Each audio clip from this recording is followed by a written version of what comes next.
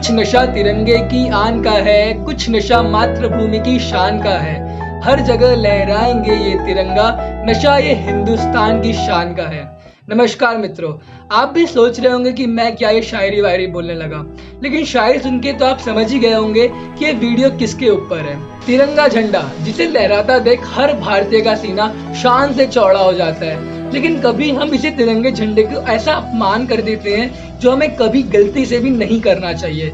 तो इस वीडियो में मैं आपको तिरंगे के बारे में कुछ ऐसी चीजें बताऊंगा जिसे लोग जानकर भी, जिसे लोग सुनकर भी अनसुना कर देते हैं। इस वीडियो के ही लास्ट में मैंने आपको एक एडवर्टाइजमेंट दिखाया है जो डेफिनेटली आपको बता देगा कि कैसे आप नेशनल फ्लैग ऑफ इंडिया के रिस्पेक्ट कर सकते हैं। तो प्लीज उस एडवर्टाइजमेंट को देख के वीडियो को बंद करिएगा।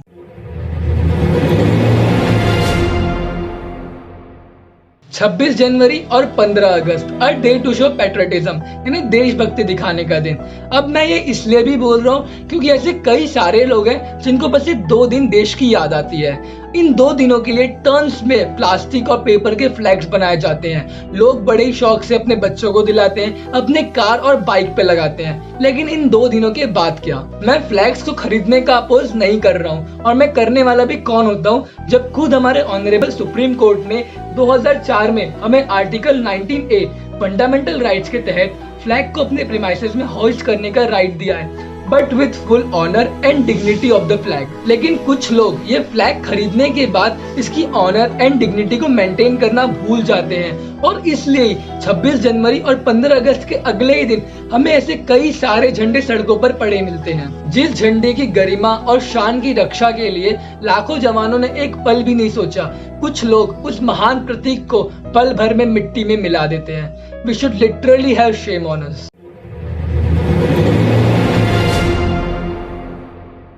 लेकिन क्या आपको पता है कि अगर आप नेशनल फ्लैग का इंसल्ट करते हैं तो under the national flag code of India 2002 and prevention of insults to national honours act 1971 section 2 के तहत किसी भी व्यक्ति को 3 साल तक की जेल, पेनल्टी या फिर दोनों भी हो सकती है। नेशनल फ्लैग कोड के पीडीएफ का लिंक मैंने डिस्क्रिप्शन बॉक्स में दे दिया है। अगर आप पढ़ना चाहते हैं तो आप जाके पूरा पीडीएफ रीड कर सकते हैं। एंड मेरे ओपिनियन में आपको जरूर पढ़ना चाहिए, क्योंकि हर इंडियन को पता होना चाहिए कि अपने नेशनल फ्लैग की रिस्पेक्ट कैसे करनी है। और एक बहुत ही इंपॉर्टेंट बात जो हम सभी को ध्यान रखना चाहिए वो ये कि हर किसी को गाड़ी पे फ्लैग लगा के घूमना अलाउ नहीं होता है। बस कुछ स्पेशल पर्सन्स को ये राइट मिलता है कि अपने गाड़ी पे फ्लैग लगा के घूम सके। अगर आपको 15 अगस्त और 26 जनवरी को अपने गाड़ी पे फ्लैग लगाना है तो आप जरूर लगाइए, लेकिन अगले ही दिन विथ रिस्पेक्ट उस फ्लैग को वहां से निकाल के डिस्पोज कर दीजिए। कहीं भी रोड पे फेंकने की गलती बिल्कुल मत करिएगा।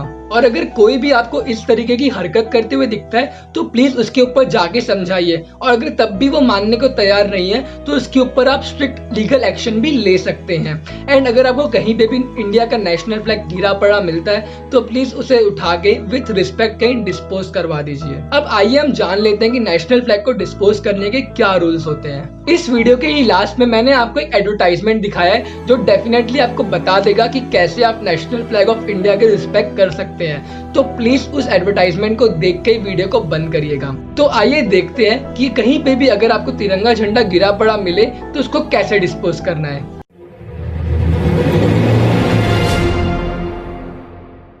तो दोस्तों, अगर आपको कहीं पे भी ये झंडा गिरा पड़ा मिले तो national flag code of India के हिसाब से आप उसे सम्मान पूर्वक किसी भी एकांत जगह पर जाकर जला सकते हैं, या तो आप चाहें तो एक वुडन बॉक्स में डालकर उसे जमीन में गड़ा भी सकते हैं। और झंडे को श्रद्धांजलि देने के लिए 2 मिनट का मौन व्रत जरूर रखिएगा। और एक बात याद रहे, आपको ये काम एकांत में ही जाकर करना है, सबको दिखा के नहीं। चलिए, हमने ये तो देख लिया कि तिरंगे को डिस्पोज कैसे करना है, लेकिन मेरी आपसे एक गुजारिश है कि हमेशा कोशिश करिए कि आपको तिरंगे को डिस्पोज करने की कभी जरूरत ही ना पड़े। तो इसके लिए हमें इस प्रॉब्लम के कुछ सॉल्यूशंस जानने होंगे। तो आइए कुछ सॉल्यूशंस देखते हैं।